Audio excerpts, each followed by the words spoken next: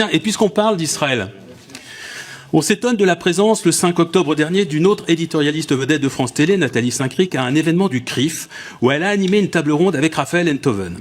On la découvre tutoyant Enthoven, qu'elle appelle son ami. Je pense que tu n'as pas besoin d'être introduit, si j'ose dire. Tout en rappelant son soutien personnel à Israël, quelques minutes avant que ne vienne sur scène Joshua Zarka, l'ambassadeur de l'État génocidaire israélien.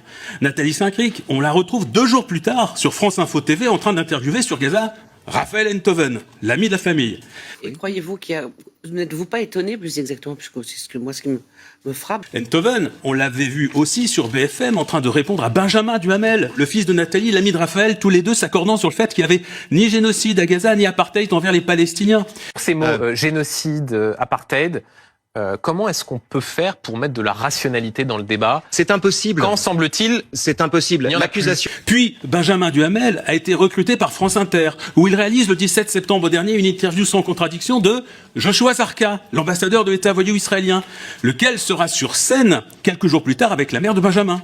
Sur cette même scène, Zarka sera présenté par l'animateur Arthur. Mesdames et messieurs, c'était monsieur Joshua Zarka, ambassadeur d'Israël en France, qui avait à son tour été l'invité de Benjamin Duhamel sur France Inter le 30 septembre. Et alors, on comprend mieux pourquoi France Télévisions et Radio France ont eu, pendant presque 2 ans, le génocide des Palestiniens à Gaza.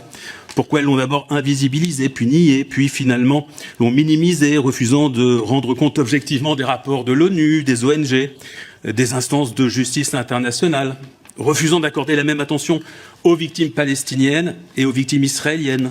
Depuis 2 ans et jusqu'à aujourd'hui, la voix de l'État voyou d'Israël a été vigoureusement portée sur le service public de l'audiovisuel, tandis que celle des enfants palestiniens a été délibérément étouffée.